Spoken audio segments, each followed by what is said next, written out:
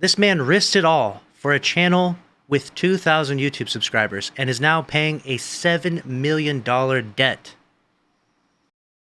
All right. Hey YouTube, I'm Lucky, and in today's video, we have new emerging details in the $7 million lawsuit from Bungie versus the Bungie imposter. And these new details are both extremely spicy and kind of hilarious, if I'm being completely honest. I mean, this guy is a real goofball, and he screwed up so badly, and we're going to detail everything from the beginning to the end. I will, however, throughout this video, omit this person's name from all of the screenshots that I'll be showing here, because this is Bungie's request to not pour on any harassment towards this person. So I'm not going to be showing their name, but I will be showing all of the other juicy details. Starting with, this was the channel that they had that a variety of these videos have now been deleted, and the name of this channel has been changed. This individual was a Destiny YouTuber, one that loved to upload soundtracks and extended soundtracks of both Destiny and Halo. And of course, they didn't follow Bungie's guidelines where you have to have an 80-20 split of your content creation. So basically,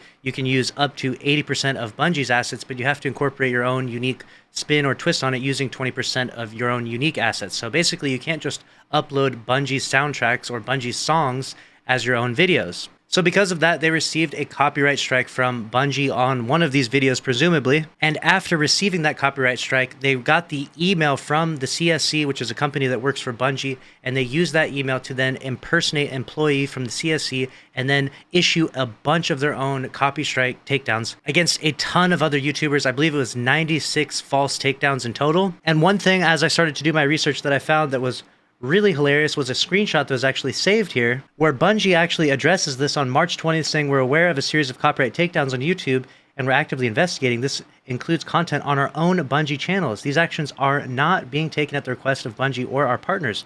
Please stand by for future updates." And this is the actual individual, a response they posted to that. I just knew it wasn't you guys. I just couldn't believe that you do this to us after 8 years. I'm so glad I was right. Very facetious of them to write that, of course, because they knew it wasn't Bungie that was doing it, because it was literally them that was posting these copy strike takedowns. This goofball is out here like, what happened here? Yeah, we're all trying to find the guy who did this and give him a spanking. But it doesn't stop there, because we have a now deleted post from them where we can get some deeper insight on the situation. This reads, "Who is affected? We all know Bife's Dynasty video got hit with a copyright takedown for using assets from Destiny 2 and was restored shortly after. If Bife's video, which contained at least 90% original assets, got hit with a copyright takedown, then nothing is really safe at this point. In other words, if you don't have the same following as Bife, you're basically screwed if you get a copyright takedown. Note, the copyright takedown on Bife's video was not caused by a bot claiming the music, according to Dirty F and Hippie, and neither are the ones below. They were all done manually." Interesting post there. Over the past 2 months, several other channels in addition to Bife's have been getting hit with copyright strikes. My channel contained extended versions of music from Destiny 1 and Destiny 2. It amassed enough copyright strikes to the point where it got terminated on the same day that I got my second strike. I got 2 strikes in the same day, and with no warning or reason. About a month before my channel's termination, Emblem's video got hit with a copyright takedown, and though he received a response on Twitter that this would be looked into, he was instead directed to Bungie's intellectual usage agreement page. However, Emblem even explained how this video followed the guidelines to a T. Just today, Lord Cannock's channel, which was a treasure trove of music from Destiny 2, had 2 of his videos get hit with copyright takedowns. After witnessing what happened to me, he deleted all Destiny 2 content from his channel to avoid any further strikes that would lead to his channel being deleted. While I was writing this, 2 more friends of ours have been hit with copyright takedowns. Oh really, 2 more friends of yours, huh? Those 2 are Bresci and Archival Mind, both who sourced the full versions of the music from D1 and D2. Both are rapidly deleting videos from their channels.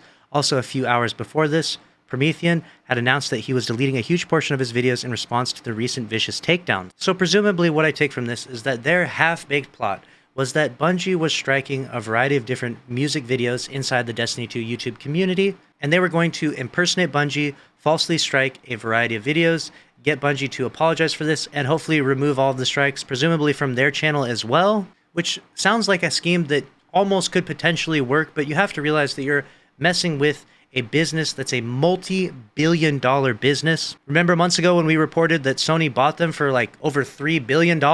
Well, yeah, you and your 2,000 subscriber channel on YouTube just got sued for $7 million for this decision. This man risked it all for a channel with 2,000 YouTube subscribers and is now paying a $7 million debt. Let that sink in for a minute, because that sends home a very powerful message for anyone out there that wants to mess with Bungie. But that's not where it stops. We actually have another now deleted post from them where they basically illustrate exactly what they were doing in full detail, but trying to do so in a way in which they don't incriminate themselves. However, that obviously backfired for them terribly. So let's go ahead and read this. Depending on the time frames you receive these, you can accumulate enough strikes in a single day to have your entire channel deleted. You only get 3 strikes.